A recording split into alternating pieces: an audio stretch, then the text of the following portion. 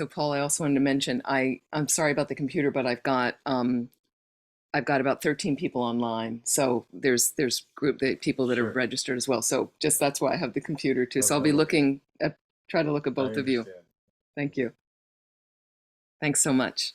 Let's start with some meditation and just let everything from the day go, all the ideas about traffic and all the activities of the day and what wasn't working today and what was working. Find a comfortable position for the body.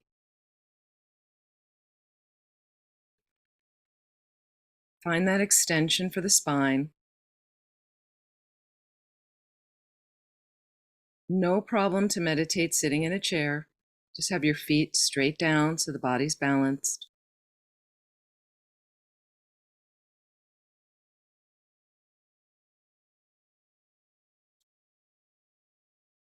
Lightly close your eyes if you like. Focus towards the tip of the nose or the floor in the space in front of you.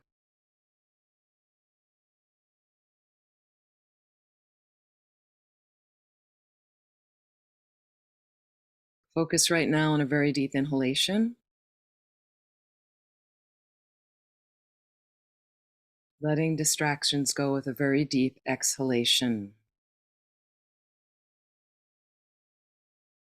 2 more times.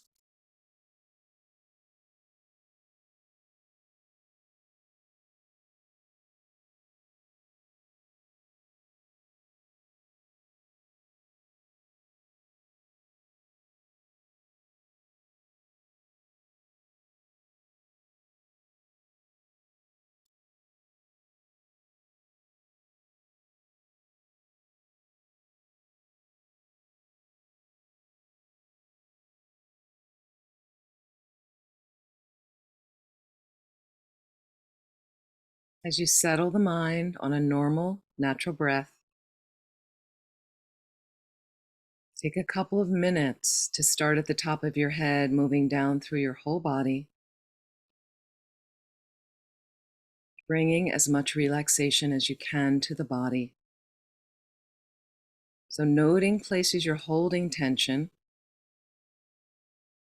Use your breath to open up space in the tense areas.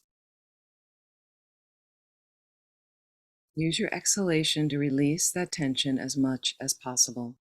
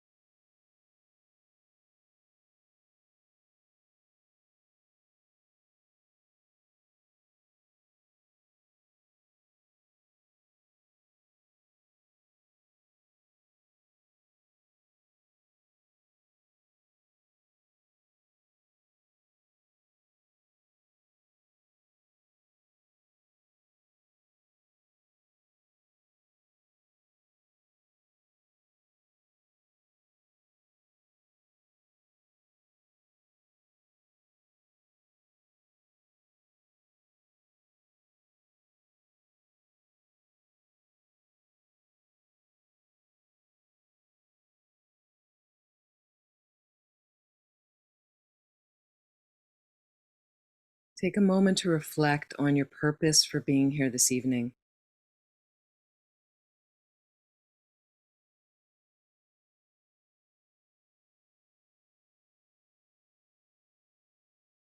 We'd like to get some information that helps us better deal right now with imbalance and world issues that make us feel overwhelmed and imbalanced.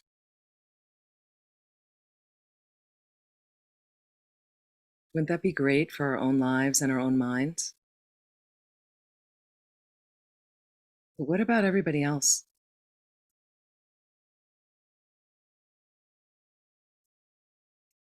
What if there was a way of sharing more and more peace in your mind with them and being able to help them as much as you can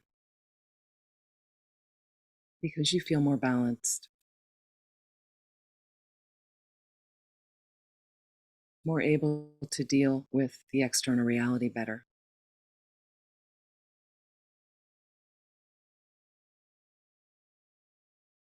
So this tradition, Mahayana tradition, is just reading from Big Love, Lama Yeshe, some teachings from him and about his life. Mahayana, Maha, greater. Yana, vehicle, greater vehicle. We hear that a lot. Greater vehicle, Mahayana, which is about getting enlightened to benefit all living beings. Sometimes we call it universal vehicle.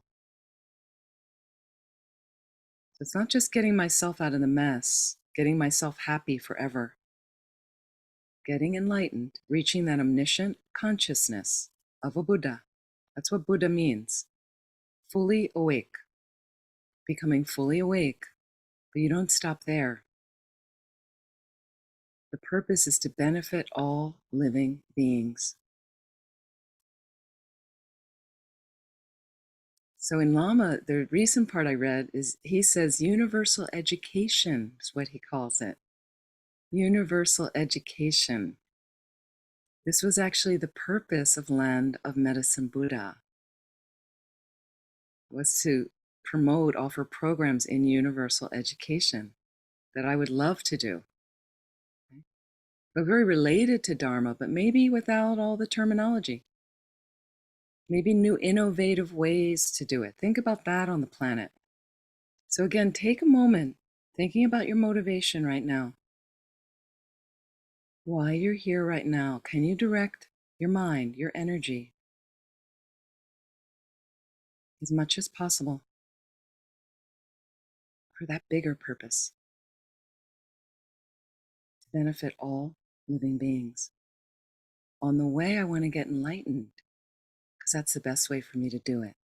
So just take a moment. If you'd like to roll that into your motivation, feel free. Just to take a moment to set that intention for our time together and the activities of the rest of your day.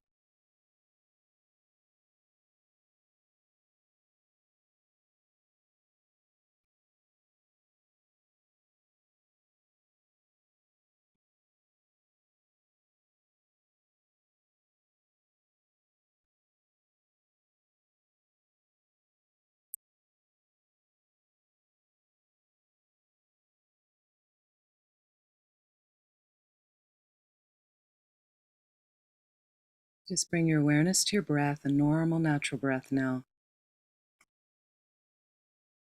It's so nice to just have a moment, 5 minutes to sit quietly and just be in meditation.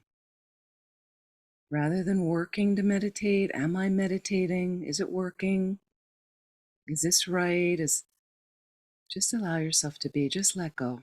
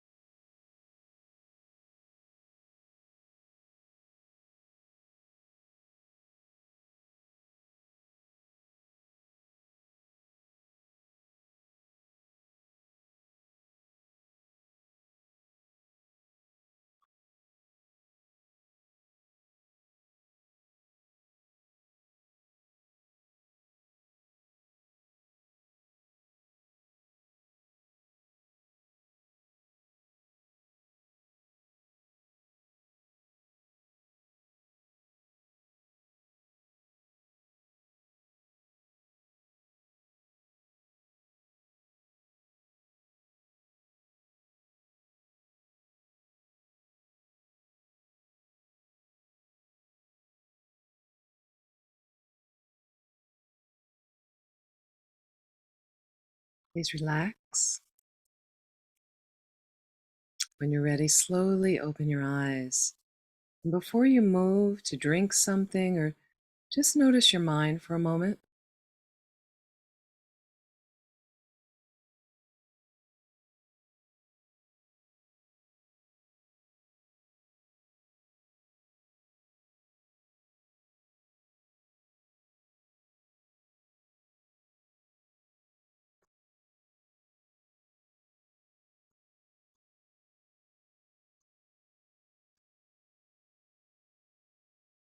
I find it really helpful when you even come out of brief meditation. We come out and then we jump up, reach for our water bottle, reach for our phone. When you come out, just kind of get a sense of, how was that? What was happening? And the other thing I find is we started listing, I'm not sure if we were listing all the woes of the world that people are upset with: division, violence, global warming, um, divisive politics, fear, hatred, all, these things. And what I find is when we first talked about division as an experience, my meditation practice is a way, first of all, I get in touch with myself. I stop the division within myself. Okay?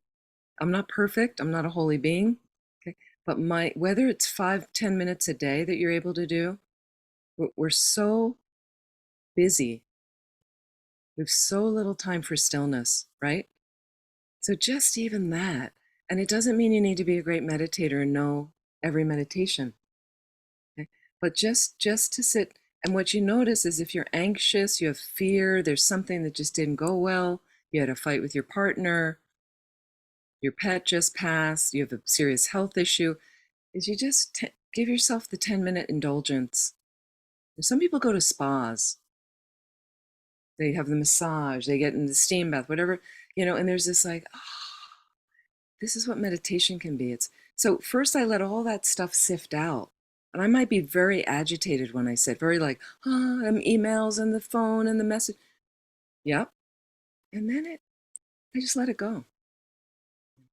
And this is not my time for my phone. I usually do it with the phone away from me because the phone is enticing for some people.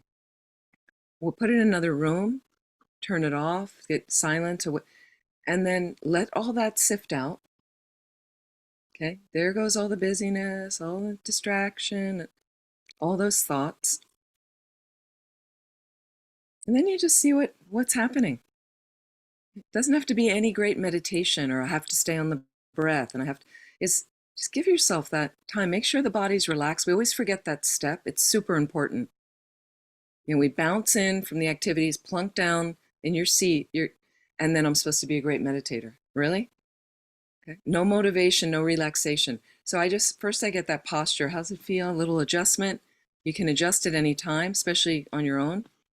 Okay. And then I just close my eyes, relax. I just scan my body, let it go. 2 minutes. Then motivation. So 3 little components: posture, relaxation, relax, motivation.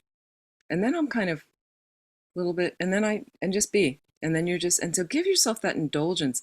That's my chance to be with myself, to bring myself together. I get together with myself. Okay. It doesn't always mean I'm happy doing that 10 minutes and if you like it, expand it. You'll find over time, you go, maybe I can do 5 more minutes. I like this. Okay. But if you're newer, don't stay for an hour where you're just spaced out and doing nothing. And where you look back at your cushion or your seat or whatever, and you don't want to sit anymore. You want to leave your cushion fresh.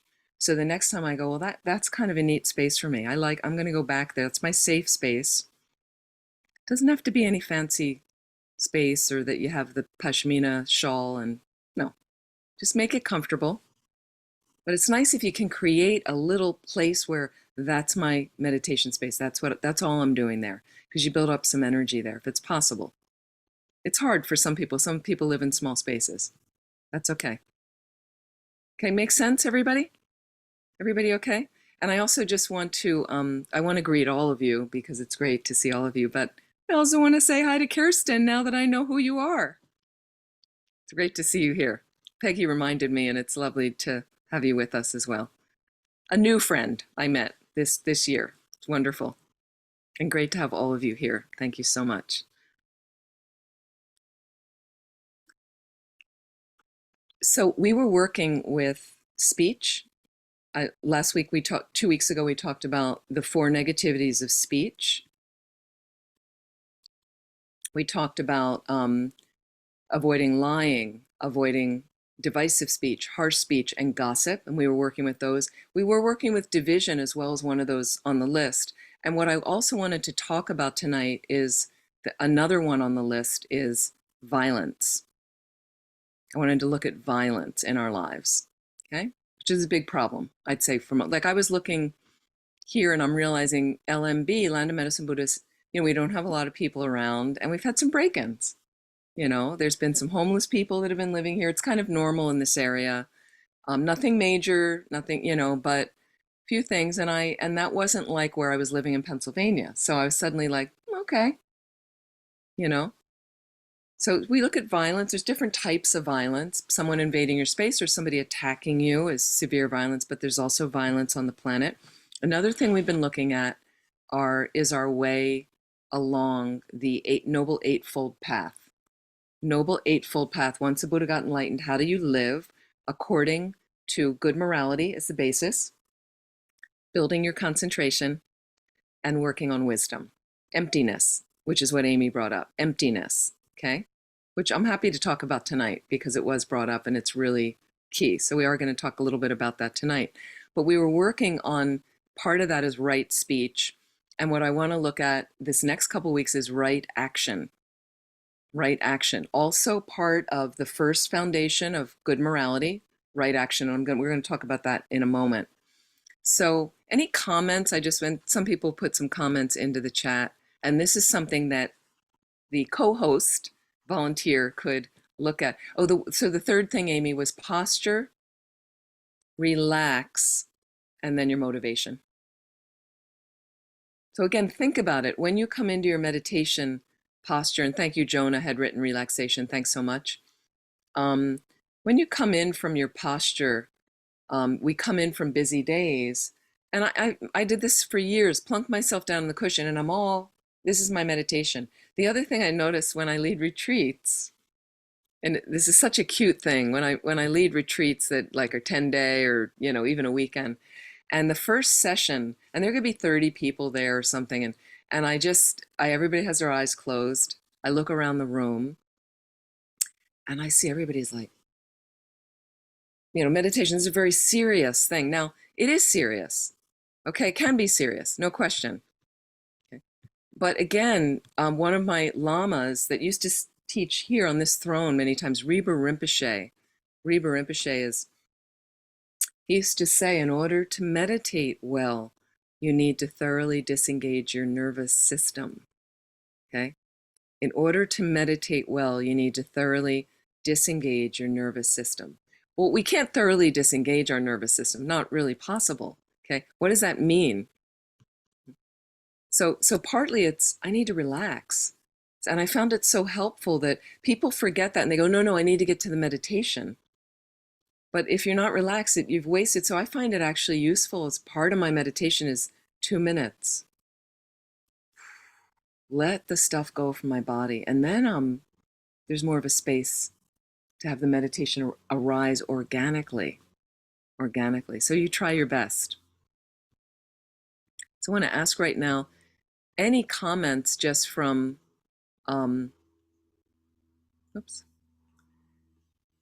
any comments from any of you of the past 2 weeks, how things went regarding, how's your speech? What were you thinking about right speech? How was that working? How was division going? Anything anybody had worked on in the last couple of weeks that they care to comment? If there are any comments, please feel free.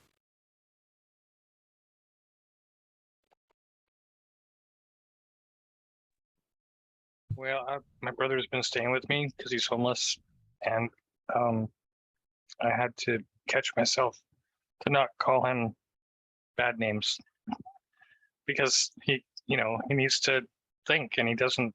He's not at all malicious. He just doesn't think about other people or anything else other than himself, and it's not a bad thing. He's not a bad person, but I need to just relax about it. So I had to be conscious about my thoughts and my words and not say anything bad. Thank you. Thank you, Patrick. Thank you. That's very helpful. I think it's very helpful.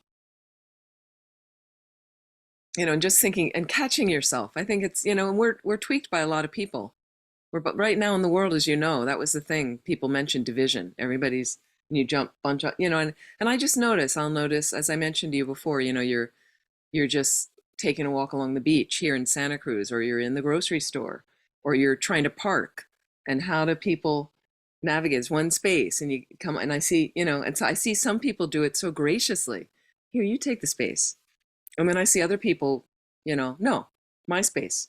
As if there is anything that exists, such as my space, right? It doesn't exist. It doesn't exist. So thank you. It's really helpful. Catch any other comments? Anybody want to add? Yes, please. Priscilla. Priscilla from Connecticut. Yeah, Priscilla from Connecticut. I did my homework this week, and I was concerned. I mean, I really thought a lot about how I used my speech and how honest it is. That's something we had talked about before. Mm-hmm. And I did a lot of self-examination, and I was concerned that I had said something about a third party to somebody that could have sown distrust or misinterpretation, something that would have been inappropriate and unfair about the third person. So I called the person who I had said some things to, and so I called to check it out, and I said, I don't know if I'm concerned that what I said might have been unkind, inaccurate, or might have sown a seed of distrust or whatever. So I'm calling you to discuss this. And we are all members of the same small Buddhist community here. Uh-huh. So I thought that it was, it's important no matter what, but it was important. And in fact, the person who I was talking with said he didn't hear it that way at all. Great. So, but I thought it was important to check it out. Yeah, I think that's really nice to just double check and come back in. And I know I apologize to people sometimes. I'll be like, oh, was that too much, or what I said or what I did, just to check. I think it's a very considerate thing to do. So I would say it courts unity, unifying, like suddenly you're connected. It's a great example of connection. I don't want to stay divided in case you misinterpreted what I said and you got hurt. Hey, I'm reaching out. So great way to connect with somebody. So that's what I did, and it really like opened things up for three people, me being one of them. Instead of stuff being unsaid or unheard or misinterpreted or whatever. So Yeah. it was good. It was a really good conversation. Thank you so much. Thank you very much. Yeah, it could have been, it could have gone another way. He could have said, I was concerned about what you said and blah, blah, and then that would have been a different conversation. Right. But still connection, the fact that you can talk about it. So I think that's wonderful. Well, thank you very much. So I'm going to introduce now, we're going to talk about emptiness. Some of you have had many teachings on emptiness, some of you none. Okay. Let's talk about the nature of reality. And we hear this word emptiness, and it was in the title of the course. I kept meaning to kind of shift the description of the course, because again, this was an experiment, and I just really wanted, there's just so many people suffering. So I was like, let's talk, let's get together. You know, we can work this out. We can create our pocket of peace, right? Right, Joanne? We can do that. Joanne and I've been together a long time in a class like this long ago. Patrick was there. Patrick was part of that. And I think there might have been a few of, Nancy was part of that, who was here. So it's really lovely to be back with you guys again. You're so dear to me.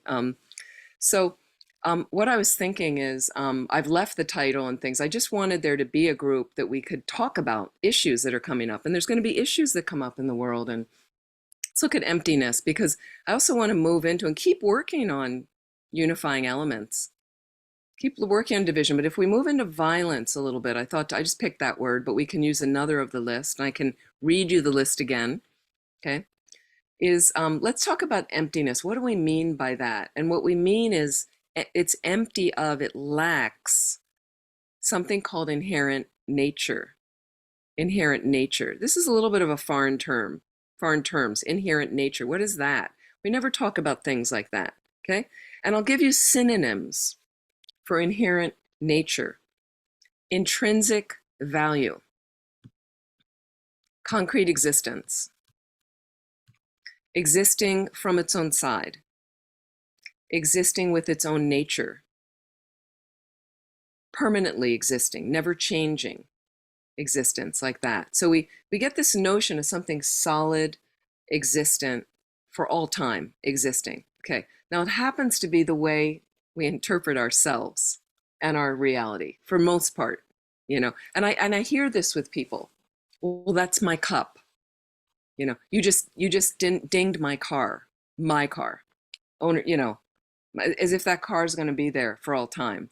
You know, we remember like driving the new car or the newly bought car off the lot, how excited you were when you got your new phone, when you got your new computer or your new cup, your new water bottle, right? And then somehow, isn't it interesting how with some of the technology, 2 years later, 5 years later, 10 years later, those things are really different, you know, and our whole attachment to them, but how we come in with this, especially around ourselves. So let's analyze a little bit. What emptiness asks us is, well, are you telling me that things don't have that inherent nature? And what is that inherent nature like?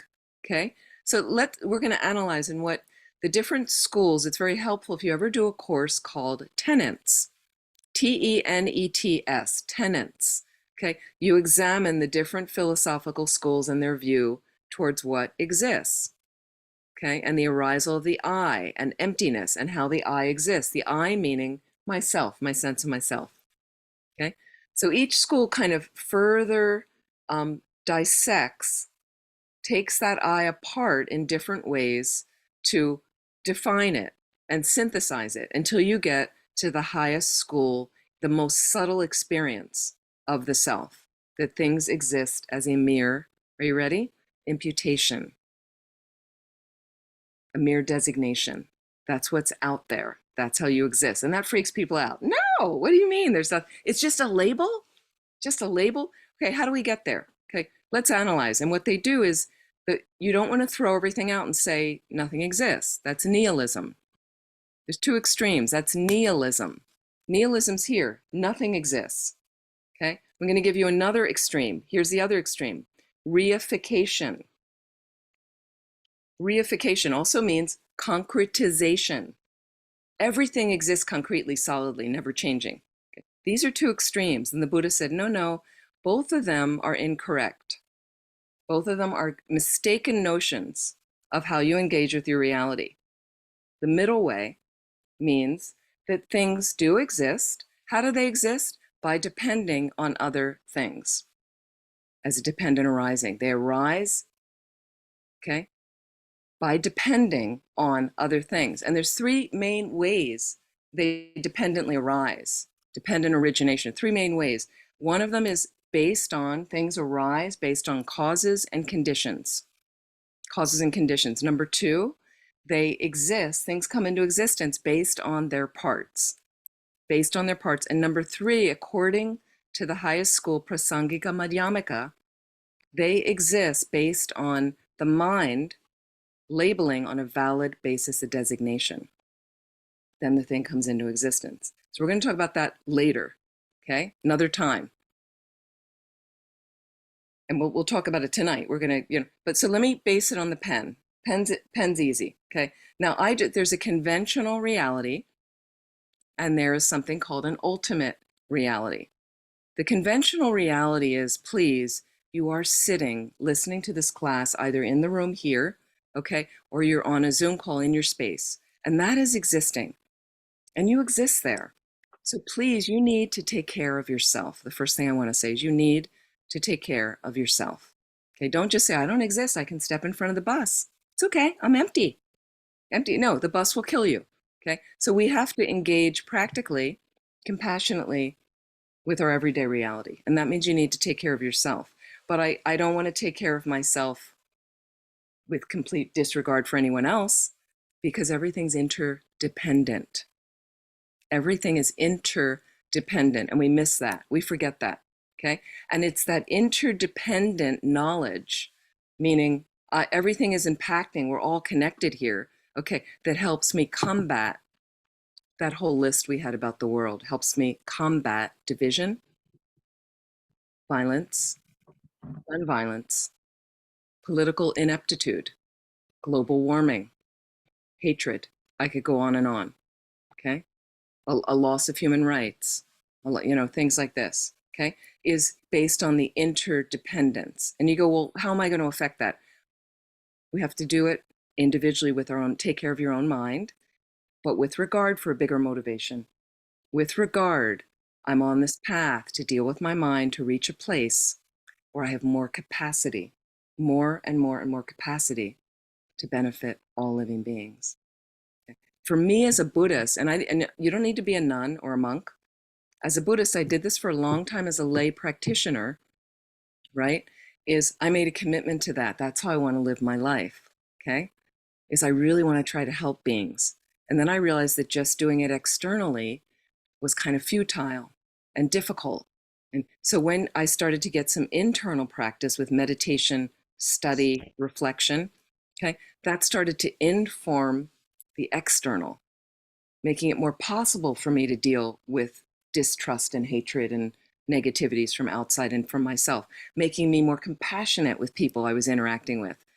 Okay, even when they did really inane things that I might label really stupid, it was more capacity. We're going to talk about that. Why is emptiness important? We're going to talk about that.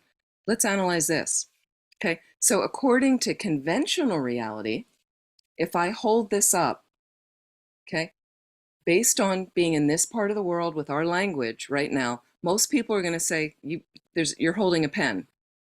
You're holding a pen. Please unmute if anyone disagrees with me and tell me what it is. If anyone disagrees that it's a pen I'm holding in my hand, conventionally we agree. We have an agreement, okay? Conventional reality. The ultimate reality is the pen lacks any inherent nature, lacks any inherent penness. We're going to talk about that, but right now there's a pen, and this is an ordinary pen. You know this pen, it's a big pen. Okay, let's analyze, how does a pen exist? Okay, well, one school, dependent arising, the pen exists by depending on causes and conditions. What does that mean? Well, if we want to go to ancient days, okay, people started recording their history with minerals on cave walls, right? Everybody's familiar with that. Minerals on cave walls. They started to write, and if you want to fast forward, they started to keep accounts of things in different ways. And some people kept accounts by moving rocks, moving pebbles. They kept accounts. But eventually, some substance was created, and it started, I think, with some minerals and things. I've seen it actually in Tibet where some of those minerals write. They started recording it, and then things got more and more sophisticated. And then you went to times where somebody invented ink. And then someone invented some way to dip something into the ink, and they would write with what we called quill pens. Okay. And then you want to fast forward, and now we come to modern days. There's plastic got invented, and somebody had an idea and said, I'm going to make a factory. I'm going to mass produce these plastic pens so I can make money. So all of that is causes and conditions of how this pen got here.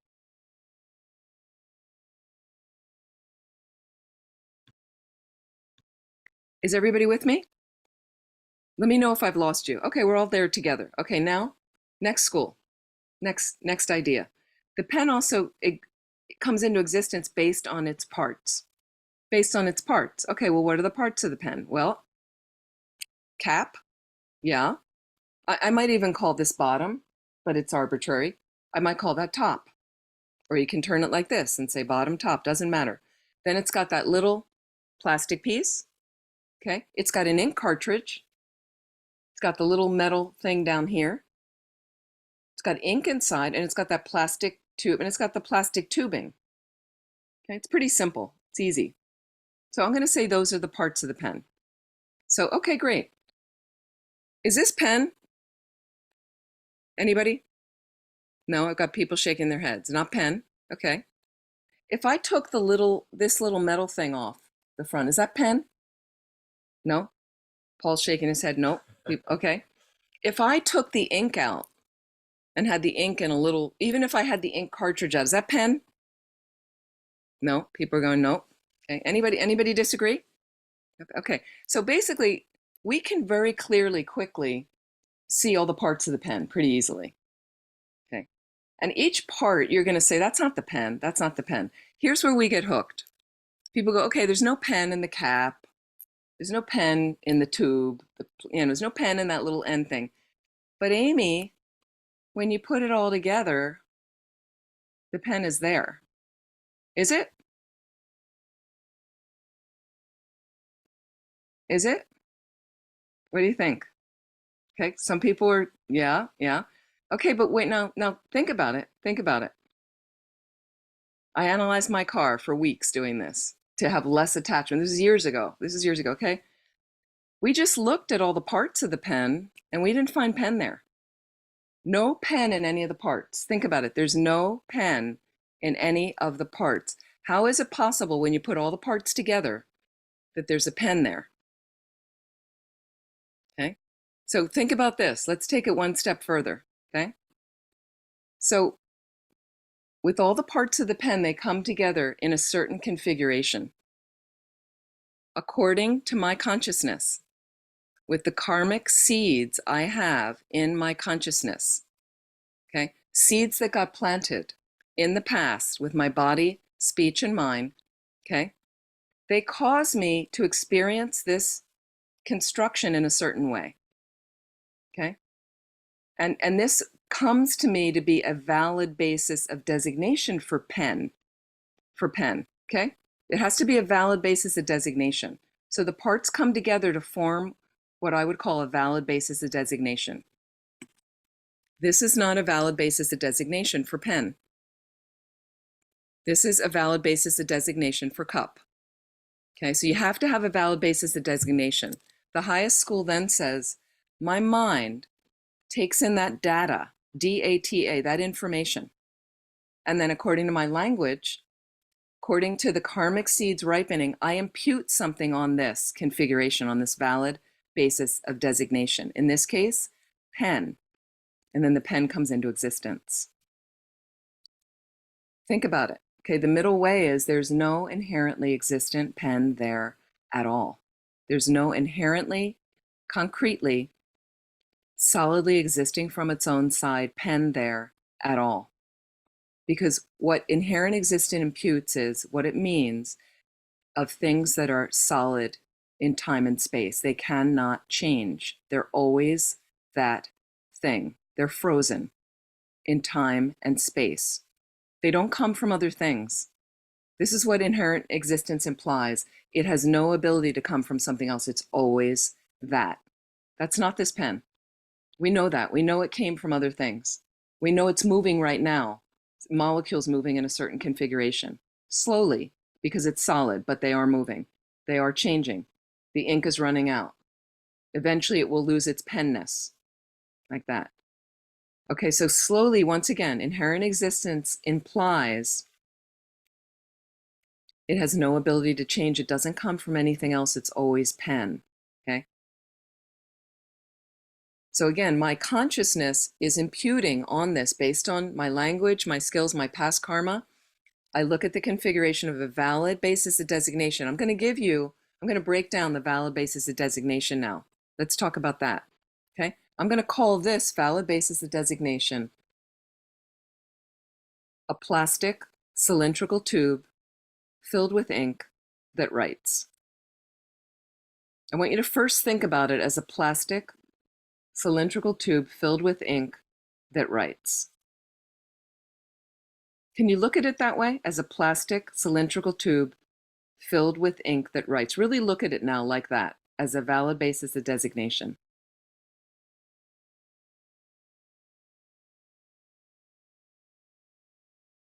Okay, now I want you to look at it as pen.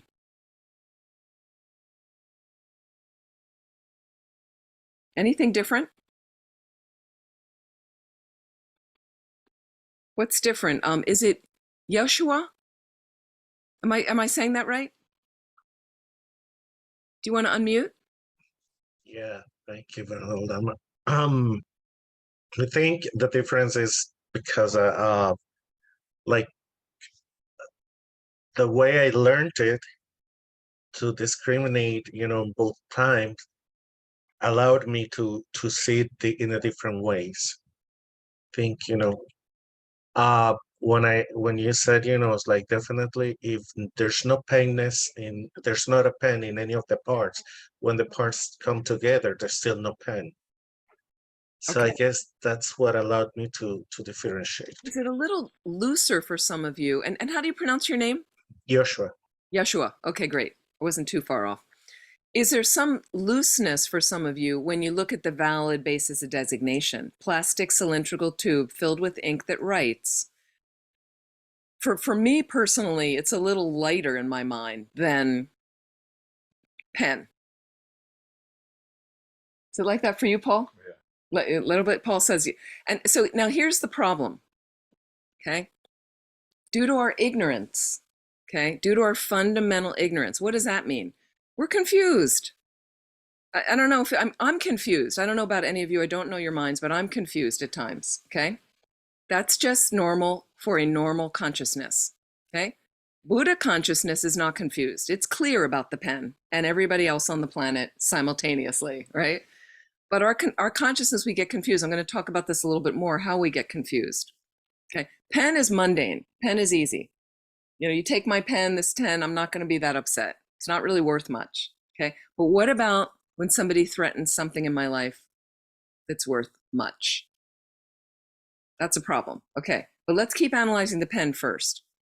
Okay, so what happens now is my consciousness, due to my ignorance, there's a labeling process that goes on.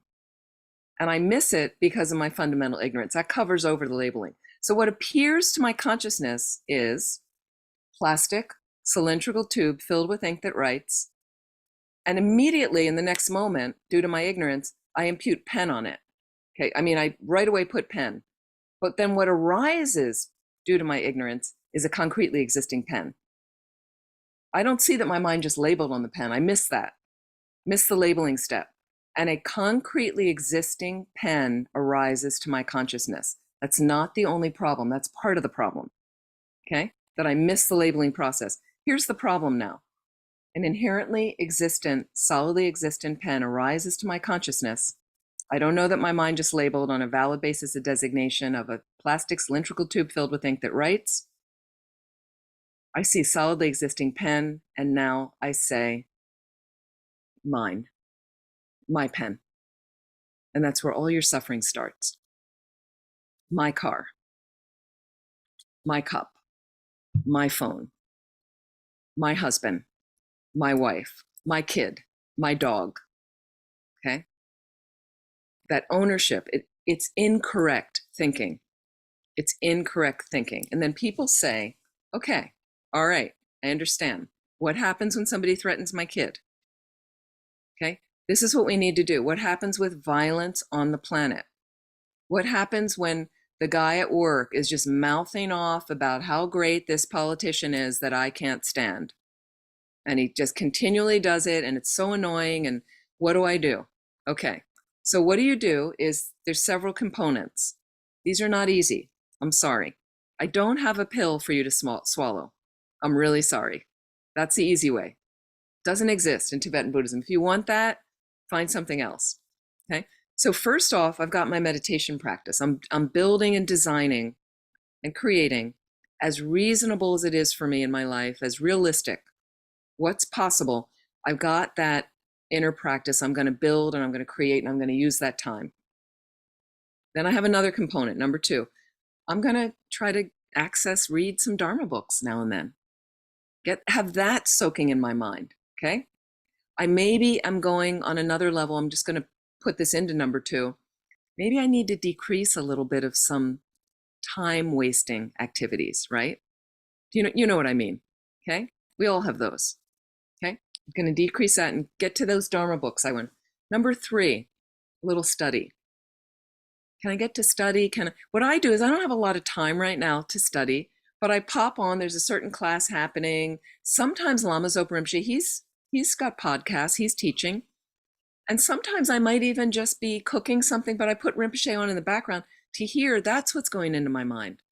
It's just hearing about something like that you can just have going, that you decide, I don't have a lot of time, I have 15 minutes.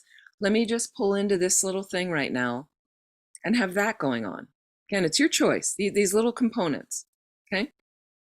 So, and then what you want to do in the meditation is slowly start to read from the lesser books about emptiness, the small books first, where make sure you understand everything you're reading. And if not, ask questions about it.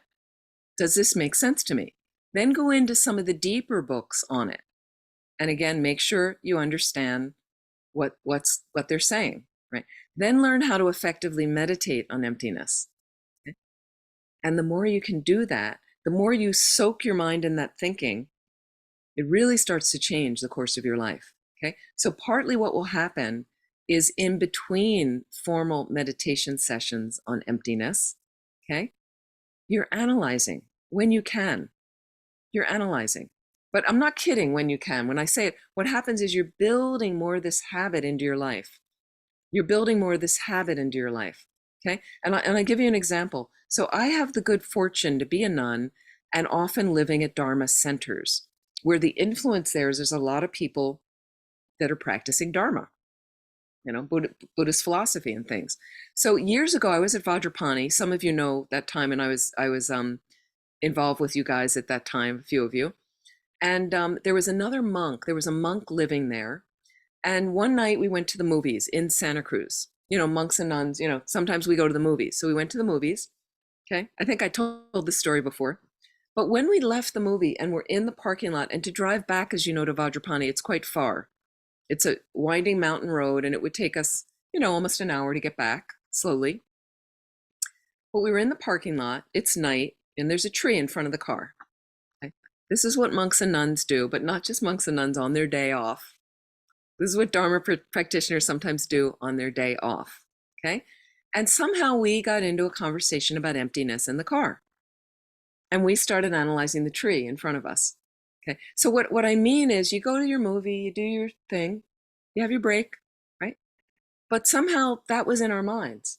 Like and so suddenly I went I said, look at that tree. First of all, look at that tree. It's so beautiful with the light right now. Then we went, yeah. And then we're both like, so how does the tree exist? Like somehow that got, so you have more of that influence. You can each be Dharma buddies as well. That's the one thing we're missing by not being in person. Because in person, we start meeting each other, more people. And this is the thing I'm going to ask you now. So I'm just going to interject for a moment. The buddy system. The buddy system. And the reason I'm mentioning this, I mentioned this before. So one time I was teaching in North Carolina at our center, and it was in person. There were a lot of people there. And I just thought, we need help. We each need help. And I thought if you have a buddy, it doesn't mean somebody that it could be, but you could maybe check in with each other once a week or once every other week, send a text if you want, send an email, maybe you get on WhatsApp together, whatever you want to, however you want to do it. Not too much nagging, but kind of going, hey, how was your meditation today? Or did you meditate? Or how, and even saying, I didn't get to my meditation today because of this, and I kind of feel really lousy about it. You'd have that little safe space just between the two of you. And so we started in North Carolina, and some of those people still tell me they still have their buddy and they're still working with their buddy. And because of their buddy, they build a meditation practice because they felt responsible because the other person was doing it too, and they didn't want to let them down. And the other person helped them through the hurdles when it wasn't working for them. When they're like, I'm giving this up. I can't do this. This is too much. My job's too stressful right now. And the other person said, okay, why don't you just take a couple weeks off and I'm still here. And they're doing it. So I wanted to put it out to you. We're online. We're going to continue online, but do you want to do a buddy system? 2 people, just 2 of you. How many people, just put your hands up. How many people want to do buddies? You don't have to, no obligation. 1, 2, 3, 4, 5, 6, 7. Okay, 7 people. So can I assign you buddies? Okay, I'm just going to pick some people right now. And I'm just going to see if we can do this with okay, I've got Sarah B. And you guys figure out where you live. You can be friends. You can have Zoom dinners together. Maybe you live near each other. I don't know. Priscilla, did you have your hand up? Because I don't want to pick somebody that didn't. Okay. Do you want to buddy with Sarah? Okay. What I'm going to ask you guys, can you put in the chat your email addresses or phone number if you want? And then you guys take it from there, write it down, and then I leave it to you guys to, and I'll give you guys little exercises as buddies. Okay, who else wanted to buddy? Is Peggy, I think, had her hand up. How about Peggy and Amy? Amy, did you want a buddy or you don't have time? It's okay. Okay, Peggy Bennington and Amy, go into the chat or contact each other, give your stuff. Okay, so I've got Sarah, and I'll just keep track in case people forget. Peggy and Amy. And Paul, you can also buddy if you'd like. I can, if you're interested. No pressure. Who else wants to buddy? Anybody else? I know there were a few other people. Okay, I've got Joshua, and I'm going to put you together with Kirsten. Kirsten.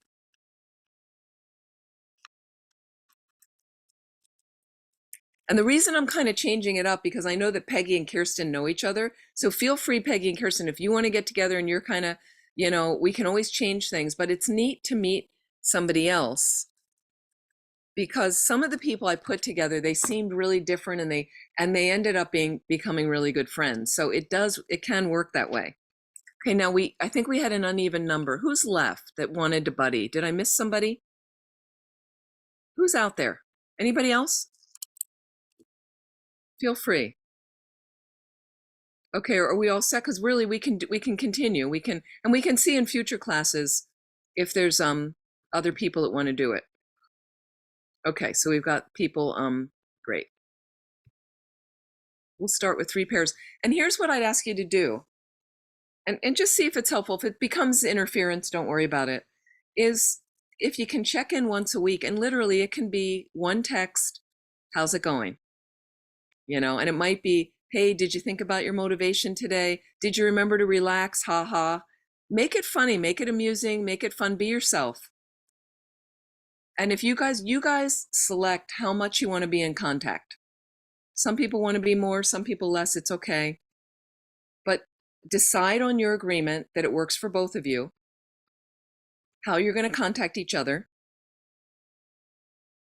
and see what you can do to boost each other when somebody's struggling. And also get real with, you might want to just reveal to your buddy why I didn't practice this week. Why I feel like caca right now about my practice. That's okay. I think it's a safe space between the 2 of you, confidential, keep it between yourself. See if it helps you like that. You can discuss emptiness together. Okay, so let's go back to this. Back to the pen. And everybody okay with that, with the buddies? You guys are, and thank you. It's really sweet. I think I'm curious to hear how it goes. Okay. We have this. So think about it again. I impute a very heavy notion onto this pen. Solid penness. Part of the problem, because I miss the labeling from my mind, the gap of the labeling based on my fundamental ignorance. And now there's a solidly existent pen appearing to my consciousness. That's not how it exists. It's appearing. Okay. It's appearing to a distorted consciousness. That's a human being. That's all. You're not bad. It's just that we've got diluted consciousness. And now I feel like my pen. Let's analyze how it works in everyday life. Okay, based on attachment and hatred. Okay, you got 3 poisons. The first one is fundamental ignorance, confusion. Okay. So because I'm an ordinary being who has not had a direct perception of emptiness, okay, what it means is I misinterpret everything I see in reality, everything, because I don't have a direct perception of emptiness. Okay. All the stories you get about people, right? Don't we get stories going about people? I found this refreshing when one time it was brought up that as long as you don't have a direct perception of emptiness, your story is always wrong. So I could release myself from this. I could let it go, the story. He said this, she thinks I'm a ha. Doesn't matter. Now, here's the thing. A part of your story has a valid perspective. There is a perspective there that is valid. You see somebody talking to someone else and looking at you. You hear harsh words. Yes. That's upsetting. Yes. So there is a validity to it. But let's look at how it really exists, how it really works. Okay. And so first you get that confusion, fundamental ignorance operating. It's always there until we break out of it with a direct perception of emptiness. This is why we want to get emptiness. This is how important it is on the path. The Buddha gave 84,000 teachings. All of them, seriously, were for the point of us to get emptiness. All of them driven there. That's how important it is. Okay. And it may seem like, oh no, there were Hinayana teachings of just to get yourself free of this stuff. All of it was built and designed to get us to get this view. This is our view. This is one of the wings of the bird we need to fly to enlightenment. The other wing is compassion, bodhicitta. Okay. So what happens then is, first I have ignorance operating. Okay, now let's look at reality, the data. Let's look at raw information that comes to us. Here's a person walking toward me. This happens all day long if you're around people. Here's a person walking toward me right now. Okay. Maybe you're in your house with your partner. Okay, great. Maybe you're in the supermarket and this guy's in front of you, annoying you, harassing you. That's different. Okay, let's analyze both of them. Okay, so let's look at my partner, my kid, let's say, whatever, the person you love the most. Let's analyze the data, what's really there. Well, there is a fleshy oblong thing here. That's called the head. Okay, there's a longer torso. They're walking towards you. Body. They've got 4 appendages, arms and legs. If they're fully formed, arms and legs, that's the raw information. Often the torso is covered in cloth. Let's certainly hope so in the grocery store. Okay. This thing sometimes has material on it, hair. There's 2 circles here, I'm going to call eyes, that have color. There's this here, and then there's this.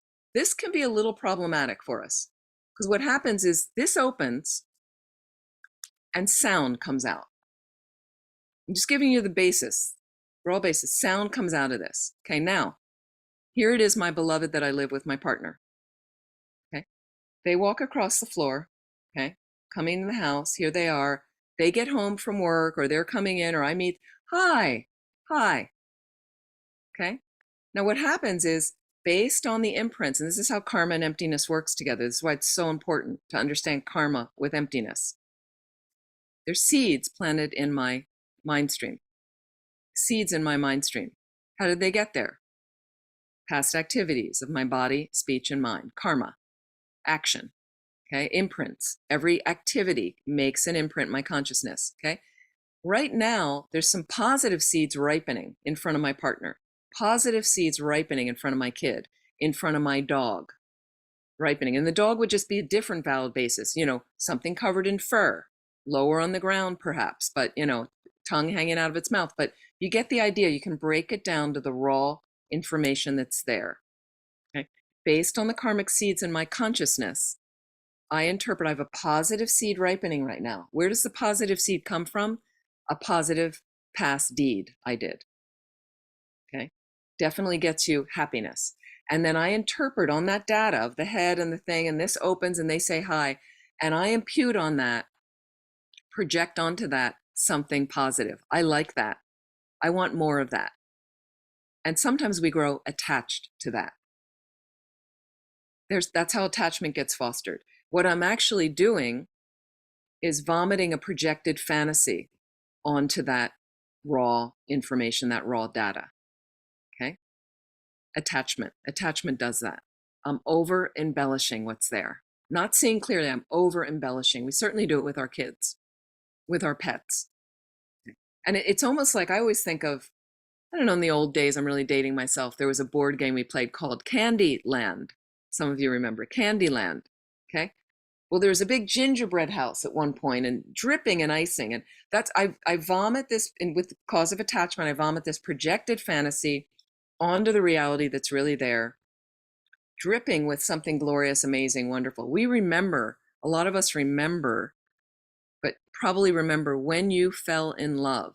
If you remember that, when you fell in love with your partner, the giddiness, the butterflies in the stomach, it was so exciting. Oh my God, I'm going over a cliff, whatever's happening. And you vomit this projected fantasy, the beautiful icing on the gingerbread house, whatever, it's fantastic, right? And we notice this, and we were so gone over this person, hanging on their every word, the hair is so beautiful, and the clothes they wear are perfect, and the voice is just so melodic, and I love them, and their body's great, and they're perfect. And this is what Lama Yeshe used to do. One of the videos I watched, the Lama, the Vajrasattva meditation. This is Lama. I'll just bring this down a little bit. With his mala, with his rosary, okay? This is attachment. You see your loved one, and they're so beautiful, and they're so wonderful, and you've just choked the life out of them, okay? We've just totally, this is what attachment does. And may you never change.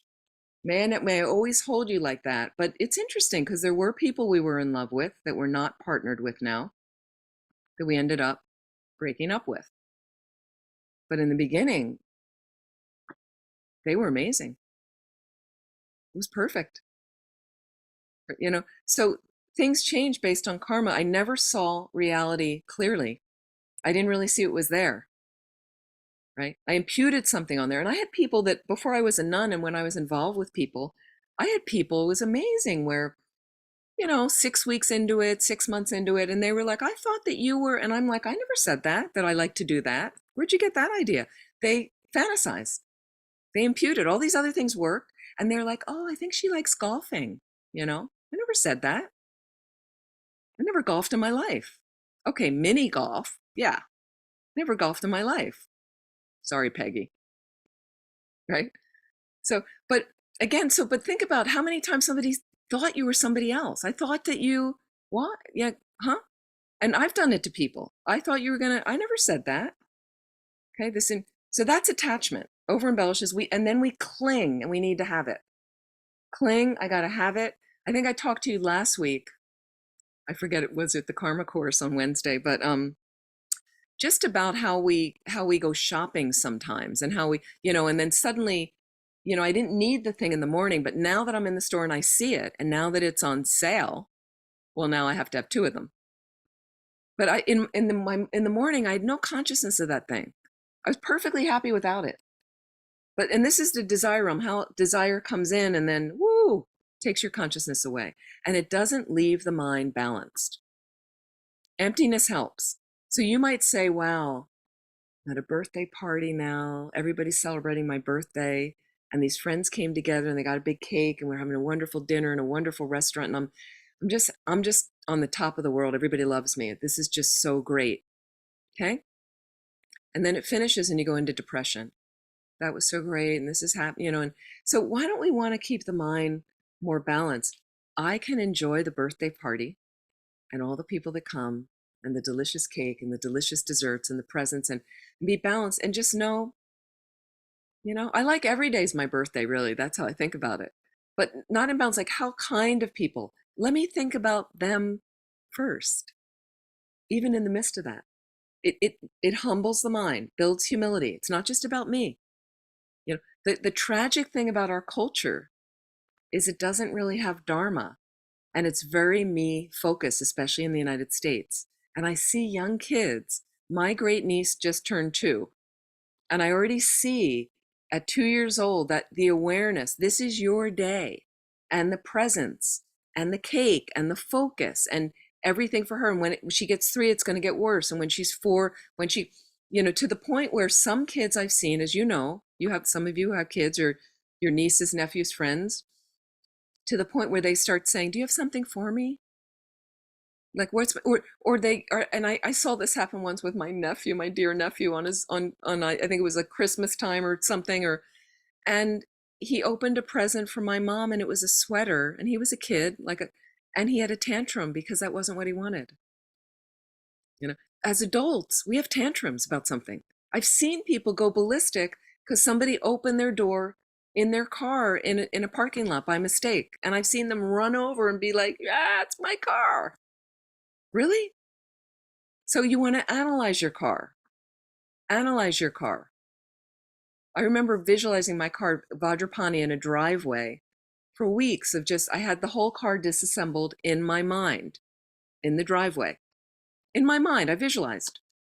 The tires aren't the car, you know, the roof isn't the car, the chassis, you go through everything. The carburetor's not the car, the engine's not the car, like all these pieces. But when I put them together, I was like, yeah, the car is there. There's a car there. No, there's a configuration of a vehicle with 4 tires that moves, that has a motor that moves, and I impute car on that, and the car comes into existence. It cuts my attachment to the car. My mind is merely imputing, merely labeling car on that valid basis of designation. No concretely existing car there at all. And here's a way we know that. The way we know, the way we examine. Why is there no pen here, inherently existent? Because inherent existence means this has to be pen for everything. This has to be pen for everything. If a dog comes in the room right now and I throw this on the floor, it's a chew toy. It's a chew toy. Inherent existent means this is always pen. Do you remember the old movie? This was really old. I love this movie. And I love when there's a Dharma movie, you know, when there's a movie that has some real Dharma thing to it. Do you remember this movie, The Gods Must Be Crazy? This is an old movie. It's well worth a watch. It's dated, but it was a brilliant movie. Okay. And somebody's in a little plane and they very nonchalantly toss a Coke bottle, a glass Coke bottle, out the window of the plane. And it lands on an Aboriginal village that lives extremely primitively, and they're with thatched huts, and they don't know Coke. They don't have Coke in their culture. And one of the guys, it lands and they pick it up and they're like, wow, like a tool, something. And they start using it and they do all these things with it. Okay. They do all these things and then they get attached to it. And that becomes a problem in the village. So it's very interesting how, you know, we get attached to so many things. So one way, the over embellishment, just be aware of your mind when you're attached. Am I over embellishing what's there? Am I inaccurately right now engaging with this thing or person?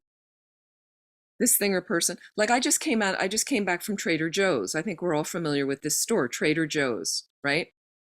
And I went to buy flowers. You know, I love flowers. So I went to buy flowers. No, do not buy me. You don't need to buy me flowers. I have to be very careful what I say. Joanne and Nancy and Patrick might remember in the class we had on Monday nights in Santa Cruz years ago, I had to be really careful. And one time I mentioned there used to be a juice company in Santa Cruz called Odwalla Juices. I know you guys remember the ones that were here. Odwalla Juices. They were delicious juices. In the winter, because the fruit came into season, they made tangerine juice. And I really liked it. And I happened to mention that one time in the class, but you know, just how delicious it was. Anyway, next week, and we used to have a little breakout time and people would bring refreshments and somebody brought 2 gallons of the tangerine juice. So I'm not saying that, but anyway, I went to Trader Joe's. There's the flowers, right? And all I wanted was a little, I don't have much room in my couch. I just want a little thing of flowers. I don't have many vases or anything, nothing. I don't need that. And I wanted the thing, but suddenly there's my mind with all the flowers. I was like, it was a gush that comes in. And then I went, stay focused. You just wanted one little thing of flowers. And that's what I got. I calmed down, calmed my mind down. I went, beautiful flowers. If you see beautiful things like that, offer it. I have my Buddha field in front of me all day, and I just visualized offering them all the flowers. I was like, great. And all the people in the world that would love to see something beautiful that are struggling. And you can use your Dharma practice like that. Then I got out of the store, bought the flowers, done. Over. My mind, fine. Not kind of going, oh, I wish I could buy all the flowers. I wish I had bigger flowers. No, I'm fine. Great. Now here's what happens with hatred and anger. Here comes your person again. Oblong fleshy thing. Da, da, da, da. Okay, it's somebody you're struggling with at work. Anybody have anybody like that at work? Neighbor? Yeah, we have people. Okay. This hole opens. Sound comes out. Okay. Based on past karmic seeds in your consciousness of something negative you did, said, or thought. Okay. The negative karma is ripening. And you now impute on that sound that comes out of their mouth. Okay. Something negative. You don't like what they said. Take it back to the raw information. It's simply sound. So sometimes when you've got somebody, mouthing off, it's really just, yeah. But my negative karmic seeds are causing me to experience that as negative. I don't like that. So if I can just listen and realize, I realize I don't like it. What can I do about it? Take a deep breath in, deep breath out. This is samsara. Okay, that's a broken system, samsara. So if I want to continue to have negative stuff like this coming, I can react negatively back to this person and tell them to shut up in a really rude way. There's harsh speech. But we just talked about speech. So again, take a few deep breaths in and out. Okay. And in those deep breaths, I'm kind of analyzing, okay, it's just that thing got opened, sounds coming out, that's my mind, karmic seeds coming back. And I actually do this, and I've done this in meetings, and I'm literally having these little quick, my positive, healthy computer is working to say, okay, Amy, do not respond negatively back. You know that's going to get you in trouble again. This is simply this person. And this person, if you get to higher levels, is a gift. They're showing me my mind and where I need to work. Buddhism says, again, please remember, everything comes from the mind. I know that's a lot for people to swallow. Everything comes from my mind. There's nobody out there to blame. I'd like to blame that person. I'd like to blame the jerk at work. I can't stand them. We say I hate them. I want them to get transferred. I don't want to work for them anymore. None of that will help you.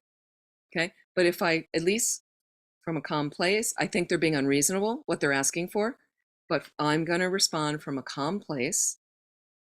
And then I can have a conversation with them, explain to them my thing. If they still insist, and they're a bad boss, then you look at your opportunities. What are your options? I can explain, I can go over their head. I can rally other people in the office that don't like them to discuss, and we'll sit down with them. We'll get a mediator. We'll get somebody else to intervene like that. Or I'll quit and get another job or ask to be transferred. Those are your options. Yelling back, I would say I'm taking it off the option table for you. Not an option. Not a healthy option. Seriously, not a healthy option. Okay, because you're just going to end up repeating and getting back into the situation. So again, trying to balance my mind. It's not going to be that balanced sometimes, especially in the face of somebody that, and what about somebody that attacks us, that harms our belongings, that attacks our kids, that harms our partners? It's the same thing. It's just to a very exaggerated degree. And that's going to be harder to work with.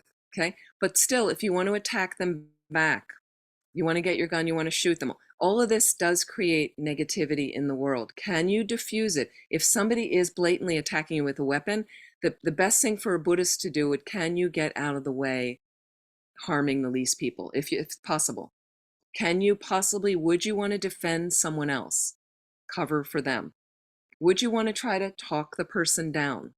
You do what you can do. Mainly get away from them as quickly as you can, I would say, and try to diffuse things in a more positive way to get the weapon diffused or away from them. That's what we try to do. Let's say somebody did attack you. Somebody raped you. I hope it never happens, but somebody, things like that. Somebody broke into your house. Somebody does attack. How do you want to deal with it? Okay. Some acceptance of karma, as tragic and traumatic as it is. Deal with the trauma of, if you need to get psychological help and get some more support. Absolutely. Nothing wrong with that. Get the support around you you need to be safe, to make sure it never happens again, whatever happened. But again, the more we understand karma, I, as higher level, am purifying something with every unfortunate thing that happens to me. whether it's just a rude word somebody says, whether it's a blatant attack, and along the way, I'm doing purification practices that we're working on in the karma class. I'm doing purification practices like Vajrasattva to help minimize the negative stuff that shows up in my life. Make sense? Now, here's one last thing I'm going to say, and then I'll take some questions for tonight, is when you start to realize how messed up we kind of are because of fundamental ignorance, okay? Now, I'm not laying a trip to say you're bad. You're great. You have Buddha nature. You have a seed of goodness in you. Everybody does, okay? But when we mess up because I got anxious, I feel depressed, I really don't like that person at work. In fact, I hate them. When I said a negative thing to somebody, when I have fear in my life and I get jealous and I hate somebody and I feel really attached to this person, and sometimes I'm really lazy and I don't want to do my practice, and on and on and on, all those things, right? When we get into those kind of things, right, I realize, let me just deal with my mind on one level. Let me just, instead of judging everybody else, I got to take care of my mind. And when I realize that, well, I'm like this because I'm an ordinary human being, and I'm like this because I don't have a direct perception of emptiness. Okay, so let's try to generate some compassion for ourselves in the process. I'm doing the best I can. I'm really going to dedicate myself to practicing Dharma more and more and getting the meditation practice going. But right now I'm still struggling, and I'm going to struggle along the way. This is going to take a while, this path. It's not an easy path, but I can do it. I'm not going to give up. And maybe some of you have a buddy. Great, fantastic. Okay. But I need to start having some compassion for myself. I need to realize this is going to take time and be patient with myself. Okay. And it's from there you start to generate more and more compassion with others because they're going through the same thing. So when the jerk at work gets in your way and says something really stupid, then we go to a global scale. When Putin insisted on waging this war with another country, with Ukraine, and now we see all the death and destruction since February, it's horrible, of what's going on like that. And we get angry and we get polarized and we go, well, we don't like him, rather than that. Why not try to practice some compassion? Think of the suffering he's creating for himself, because everything comes from the mind. Think about the struggles of the person at work you don't like, or whatever difficult person in your life, right? Of what's it like to be them? What's it like to be them? And maybe they don't have any Dharma. They don't have any tools for awakening, right? So they're just going along and everything is me, myself, and I want this, and you did that, and I didn't like what you did. And how can we not have compassion if somebody doesn't have a direct perception of emptiness, suffers from fundamental ignorance, and as a result is going to continue to make mistake after mistake and get into gunk and be wallowing in samsara without any tools? How can we not have compassion? So try to grow the compassion from there once you understand a little bit more and more about emptiness. Are we communicating? Make sense? So please, any questions? Any questions at all?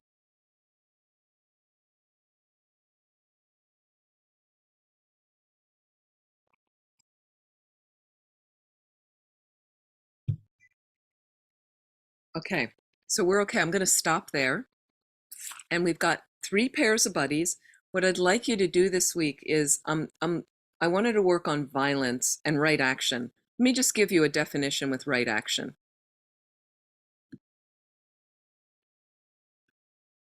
Again, this is the second of the Noble Eightfold Path we're working on.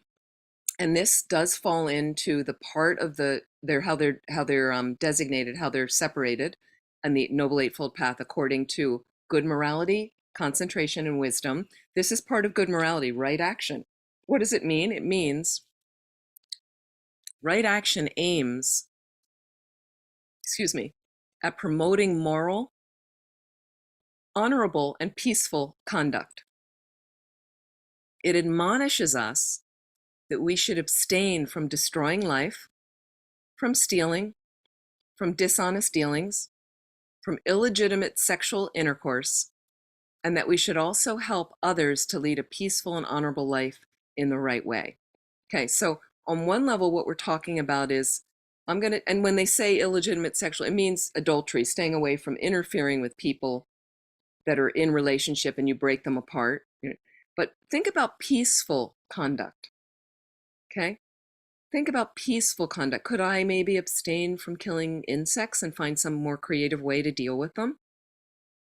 Do I ever like kind of take something without asking and just take it and without, I could have asked, but it really wasn't. Well, I was in a friend's home and I decided to use that moisturizer in her bathroom, but I didn't really ask, or I didn't, many things we do in restaurants, or, who knows, stealing. What kind of dishonest dealings might you be involved in? Little minuscule things. I know somebody mentioned, one time they were at their gym, forgot their shampoo. Somebody left their shampoo on the bench. They weren't finished with it. It was there. They were packing up it there in another part of the gym. And she just took it upon herself to use some of it. That's stealing. It's not, she didn't say use it. There's a lot of little microwave activity we get into, right? And here it says that we should also help others to lead a peaceful, honorable life in the right way. You're not insinuating this on you're not kind of pushing and pressuring other people. Okay.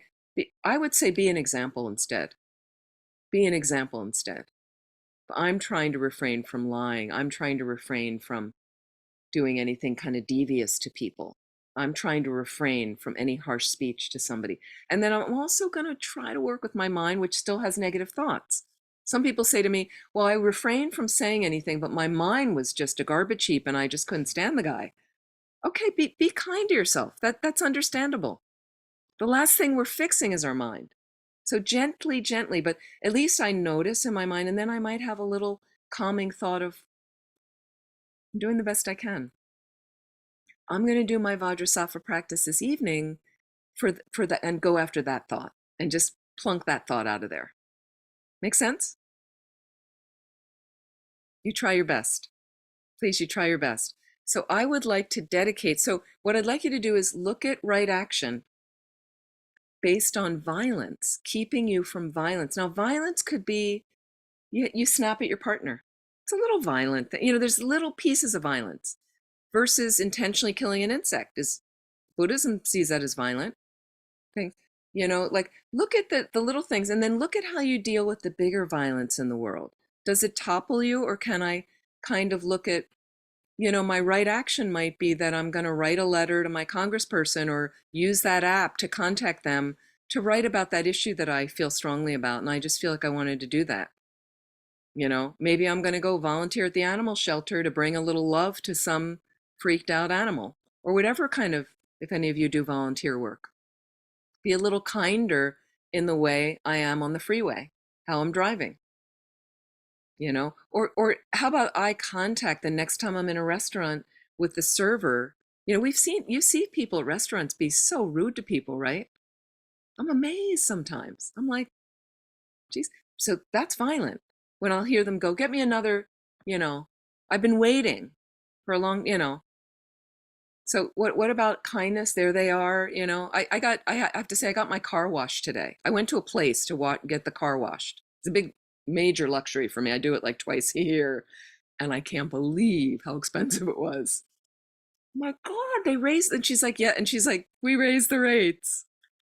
I was like, huh.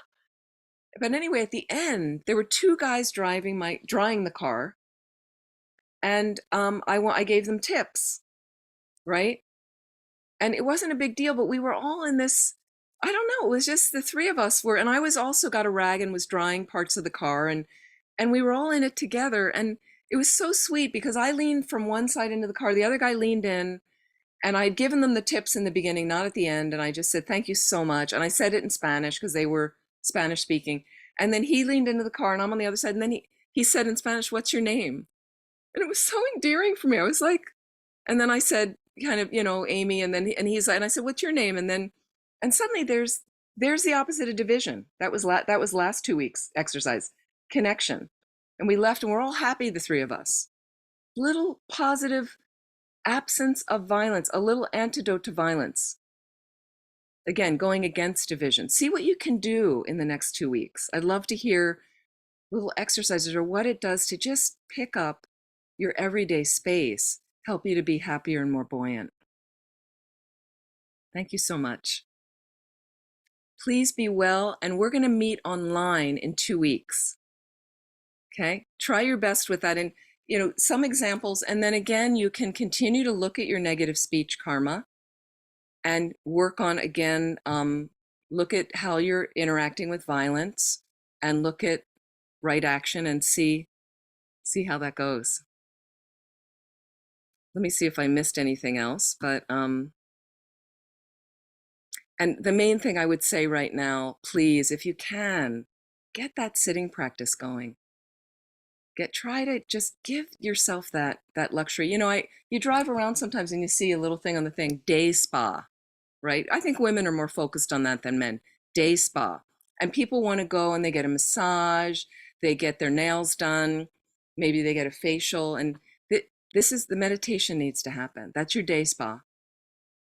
It's incredible for your mind to just have something going on where give yourself over to that space, that quiet stillness of being. Try your best. Thank you so much. Please be well, and I hope to see you in a couple of weeks. If you think this will be helpful for someone else, pass it on and they can get registered. I'm sorry you need to register each time. It's just the way the registration links go. So it'll be a new link. Do register in advance and feel free to pass it on to somebody else. Thank you so much. Please be well and lovely to see all of you. Feel free to unmute if you want to say good night. Good night. Thank you, everyone. Good night, Amy. Thank Good you. night. Thank you, Venerable Lola. Thank you Good so much. night. Good night. Good night. Please be well. Namaste, Nami. Saturday morning, we've got meditation at 9. Feel free to jump in. Thank you. Bye. Bye. Bye-bye.